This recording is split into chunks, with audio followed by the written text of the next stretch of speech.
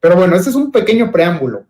Me quiero remontar por allá de los 1990s, en esa época en la cual pues el presidente apenas venía formando el movimiento, generando una disidencia y una conciencia social en Tabasco. Y obviamente como disidente, como persona pues que vas en punta de lanza, que es lo que ha hecho el presidente, no hay gente que te va apoyando en el camino. Muchas veces se va cayendo, como hoy lo dijo el presidente en la mañanera de una manera muy puntual. Lo dice, ¿saben qué? Es que la política en parte es ir avanzando, avanzando, avanzando, avanzando y también ir cayendo. Y el presidente cayó muchas veces. ¿Y quiénes fueron las personas que apoyaron al presidente de la República muy puntualmente? Bueno, pues lo apoyó precisamente don Payambé López, papá del secretario de Gobernación, y también la mamá del secretario. Ellos en su momento, pues, apoyaban al presidente, como él lo ha narrado, ahí lo podemos ver. Él fue el primer notario de Tabasco en dar fe de los hechos que ocurrían cuando pues lamentablemente nadie más quería dar fe de este tema. Entonces, este tipo de gestos son los que permiten precisamente que el secretario de Gobernación y el presidente de la República puedan tener el contacto, la cercanía, la amistad que se consolidó años, años y años y años y años. Precisamente como les comentaba, don Payambé es el notario que da fe del fraude de Cárdenas, si no me equivoco, y lo que motiva a que el presidente de la República viaje en su momento de Tabasco, caminando días y días y días hasta el Zócalo capitalino. Yo se los digo como tabasqueño, recorría mucho esa carretera y estamos hablando de 800, 700, 600 kilómetros aproximadamente, y de esos kilómetros, en carro te harás, yo le calculo en automóvil hoy en día como unas 5 o 6 horas, en camión aproximadamente son 8 horas y en avión, bueno, pues es 1 hora. En avión es otro cantar, ¿verdad? Pero lo interesante aquí es que imagínense ir caminando desde Tabasco en el famoso éxodo por la democracia, desde Tabasco hasta la Ciudad de México. Una anécdota muy bonita que me contó en alguna ocasión un campesino de Puebla fue que en ese recorrido, en el cual el presidente se hizo acompañar de mucha gente, entre ellos la hoy secretaria de Seguridad, Rosa Isela Rodríguez, Leti Ramírez, también la secretaria de Educación lo acompañó en esa época, muchos más, omito algunos, ¿no? Pero en esa época el presidente llega a un poblado muy pequeño allá en Puebla, antes de Río Frío.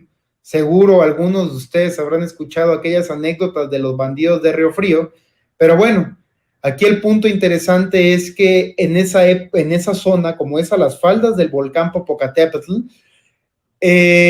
hace mucho, mucho, mucho, mucho frío en la noche, en algunas temporadas, y más en diciembre, que era cuando el presidente recorrió esa parte del país caminando. Entonces, en esa época, en ese éxodo por la democracia, se queda a dormir en un pueblo llamado Santa Rita y se calentaba, o el boiler, como se le conoce coloquialmente, donde se calienta el agua, se tenía que llenar con aserrín y leña para poder tener agua caliente la mañana siguiente, ¿no? Entonces el presidente narra mucho precisamente que pues con el aserrín fue llenando este boiler para calentar su agua, y bueno, es una anécdota que él recuerda con mucho cariño. Ya llega el Zócalo capitalino, se hacen las manifestaciones, en esa época estaba el presidente Zedillo. Entonces, pues imaginen ustedes cómo se dio este movimiento que tanto ha narrado el presidente de la República, ¿no? Bueno, pasa esto en este matiz, y precisamente desde esa época, imaginen ustedes, es cuando la familia del secretario de Gobernación empieza esta relación con el presidente de la República.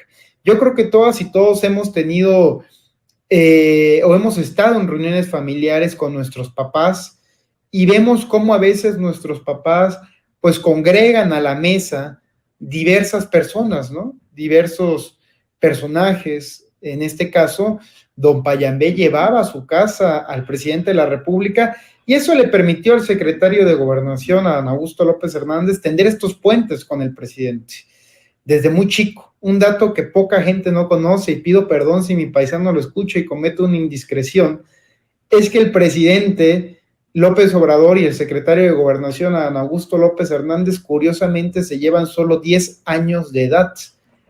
Eso quiere decir, si no me equivoco, que el presidente López Obrador solo tiene el presidente López Obrador, si no me equivoco, tiene ahorita 69 años. El secretario de Gobernación tiene 59.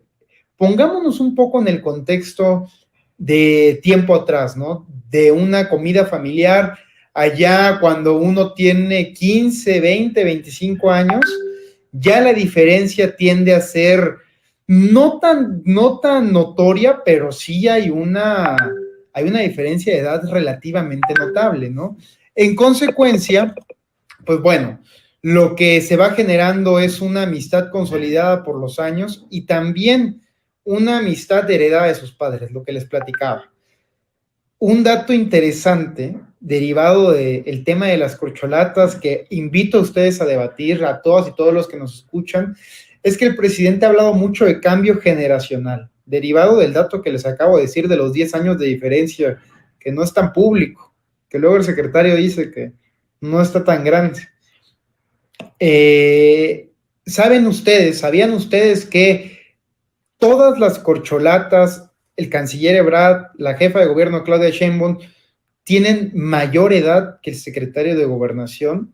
Lo que nos deja a pensar, querido público, querido auditorio, que el presidente de la República, al escuchar o al decir, al enfatizar para todas y todos los mexicanos, cambio generacional, quiere decir que quizás su posible sucesor sea el más chico de todas